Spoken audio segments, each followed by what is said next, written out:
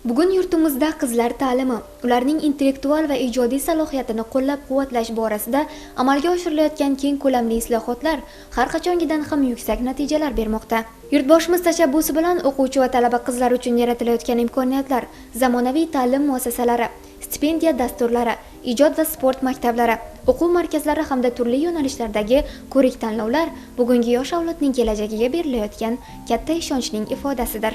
Ayniqsa, ijodkor, bilimli va tashabbuskor qizlarni qo'llab-quvvatlashga qaratilgan Zulfiya nomidagi davlat mukofoti nafaqat e'tirof, balki yoshlarning o'z ustida ishlashi, imkoniyatlarini ro'yobga chiqarishi uchun qudratli maydondir. Ushbu mukofot 14 yoshdan 30 yoshgacha bo'lgan adabiyot, san'at, fan, ta'lim, sport, madaniyat va jamoatchilik yo'nalishlarida yutuqlarga erishgan, o'z iste'dodi va faol hayotiy pozitsiyasi bilan boshqalarga o'rnak bo'layotgan qizlarga beriladi. Buning uchun har bir ishtirokchi o'zining bilimini, mahoratini, iqtidorini, eng muhimi, o'zida mavjud bo'lgan izlanuvchanlik mehnatini namoyish eta olishi lozim.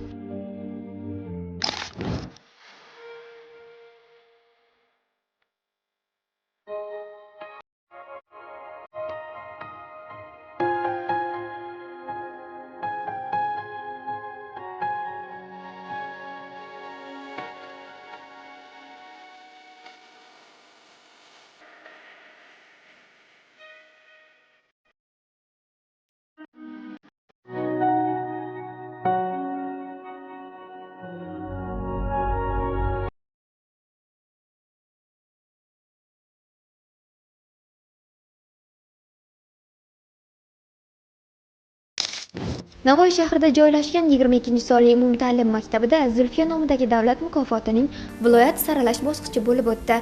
Ochilish marosimida so'zga chiqqanlar ushbu tanlovning yosh qizlarning iste'dodini kashf etish, ularni qo'llab-quvvatlash, ijodkor va fidoyi yosh avlodni tarbiyalashdagi beqiyos o'rni borligini ta'kidladilar. Bu tanlov yillar davomida san'atda, adabiyotda, ilm-fanda, sportda yuksak natijalar ko'rsatayotgan yuzlab qizlarning haqiqiy mehriga, mehnatiga va izlanishiga munosib baho bo'lib kelmoqda. Konimix tumanidan keldim.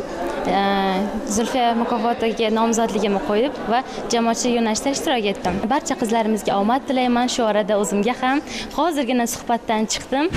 Taassurotlarim juda ham yaxshi va ajoyib. Respublika bosqichida ishtirok etish nasib qilsa, viloyatimiz nomini munosib darajada himoya qilaman. Jarayonlarda har bir ishtirokchi bilan jonli suhbat o'tkazilib, ularning shaxsiy tashabbuslari va maqsadlari tinglandi. Mazkur saralash bosqichi ishtirokchilar uchun nafaqat o'z bilim salohiyati hamda yutuqlarini namoyish etish, balki o'zaro tajriba almashish, bilim manbaini yangicha qarashlar va fikrlar bilan boyitish uchun maydon bo'la oldi desak, mubolag'a bo'lmaydi. Mana bugun Navoiy viloyatida Zulfiya nomidagi davlat mukofoti uchun viloyat bosqichi tanlov bo'lib o'tmoqda. Aynan viloyat tanlovimiz Navoiy shahridagi 22-maktabda tashkil etildi.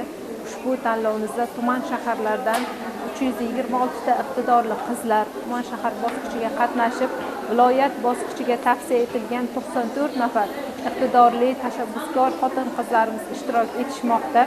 Ushbu xotin-qizlarimiz 8 ta yo'nalish bo'yicha, ya'ni adabiyot, fan, ta'lim, san'at, madaniyat, sport, jamoatchilik, axborot texnologiyalar yo'nalishi bo'yicha saralab olingan iqtidorli qizlarimiz o'z yo'nalishlarida viloyat komissiyasi a'zolari bilan yuzma-yuz suhbatda ishtirok etishmoqda.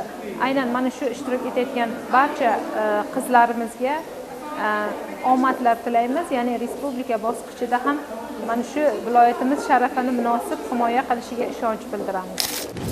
Bu yil viloyatimizning 11 ta shahar tuman bosqichlarida jami 326 nafar iste'dodli qizlar o'z imkoniyatlarini sinovdan o'tkazishdi.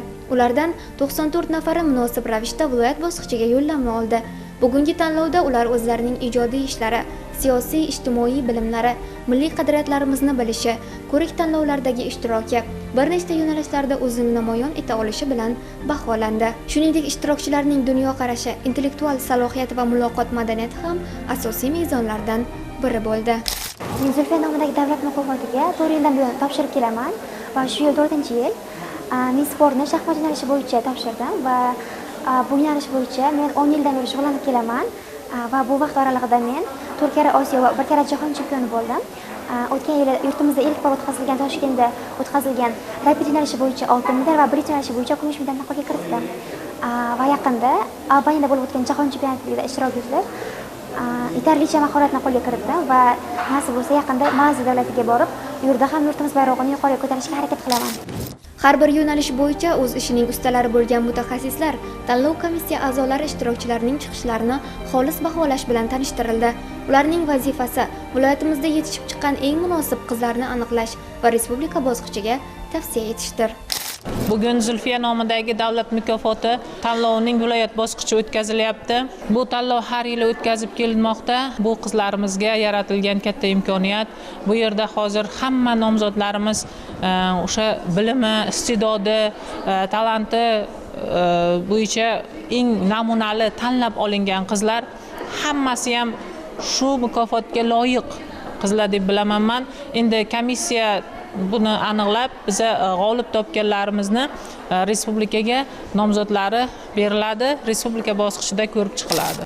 Tanlov davomida nomzodlar adabiyot, san'at, fan, ta'lim, madaniyat va sport, jamoatchilik yo'nalishlarida o'z iqtidorlarini namoyish etishdi. Ishtirokchilardan bir qanchasi she'riyat va nasrda o'ziga xos uslubni ko'rsatgan bo'lsa, boshqalari ilmiy izlanishlari, texnologiyaga oid loyihalari, sport yutuqlari, jamoatchilik faoliyati yoki san'at asarlari bilan hayratlanarli darajada yuqori natija ko'rsatdi.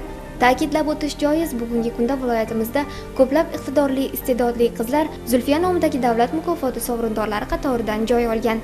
Ularning har biri yosh avlod uchun ibrat, ustozlar va ota-onalar uchun faxr, vatan uchun esa yuksak umid timsoliga aylandi. Men Toshkent Feruza, Toshkent davlat tibbiyot universiteti davolash fakультeti talabasiman. Hozirgi kunda xalqaro va respublika miqyosidagi fan olimpiadalar va konferensiyalarda ishtirok etib kelmoqdaman va Zulfiya davlat mukofotini fan yo'nalishi bo'yicha topshirdim. Asosan bu davlat mukofotiga qiziqish maktab davridan beri boshlangan. Universitetga grant asosida o'qishga qabul qilinganimdan so'ng kitob kuchaydi. Kelgusi rejalarim shu O'zbekistonga nafit tegadigan buyuk shifokor bo'lish. Bugun sahnada o'z o'rnini topgan, ovozi olamga jaranglayotgan, yurtiga yaxshi nom keltirayotgan qizlarimizning ismlari nafaqat O'zbekiston, balki jahon arenalarida ham yangramoqda.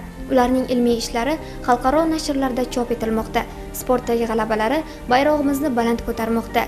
San'at yo'nalishidagi ijodlari esa dunyoning turli davlatlarida e'tirof topmoqda. Bu yurtimizda qizlar ta'limi va tarbiyasiga berilgan e'tiborning, ularga yaratilgan eng yaxshi sharoitlarning yorqin natijasidir. Men Farangiz Ergasheva, Navoiy davlat universiteti akademik litseyining 1-bosqich talabasiman. Ushbu tanlovda ta'lim yo'nalishi bo'yicha topshirib, o'z yutuqlarimni ularga namoyish etib, ushbu tanlovda qatnashayotganimdan behad xursandman. Bu yerda qatnashayotgan tengdoshlarim, o'zbek qizlari, Zulfiya xonimdek ularning ruhida gapirayotgan, ularday bo'ladigan yoshlarni ko'rib, o'zimda iftixor his etdim. Ya'ni biz o'zbek yoshlari, o'zbek qizlari Zulfiya xonim izdoshi bo'lamiz deb ushbu tanlovda qatnashyapmiz va keyingi ishlarimizda ham bularni ko'rsatamiz degan umiddaman. Darhaqiqat, bugungi yoshlar ertangi kunimizning bunyodkorlari, yangi O'zbekistonning tayanch kuchidir. Zulfiya mukofoti esa ularning qalbidagi ishonchni mustahkamlaydigan, ularga yangi marralarni ko'zlashda dalda bo'ladigan bebaho maydondir. Shu bois bugungi tanlovda ishtirok etgan har bir qiz g'olib. Chunki ularning har biri ilm izlab, ijod qilib, o'z imkoniyatlarini sinab ko'rishga jur'at topdi va eng muhimi, bugungi sahnaga chiqishlari bilan ular o'z hayotida yangi bosqichni boshladilar. Men Zulfiya xonim davlat mukofotiga 1-bor qatnashishim, fan yo'nalishida qatnashdim. O'ylaymanki, a'lo darajada qatnashdim deb o'ylayman va boshqa tengdoshlarimga ham omad tilab qolaman. Biroz hayajon bo'ldi, ammo men bu hayajonimni yengdim deb o'ylay olaman. Yoshlarimizning bunday yutuqlari bizga shuni eslatadi. Qizlar ta'limi, ularning bilimga intilishi, orzu va rejalarini qo'llab-quvvatlash kelajagimizga qilingan eng katta sarmoyadir va bu sarmoya har jabhada o'z so'zini aytib kelmoqda.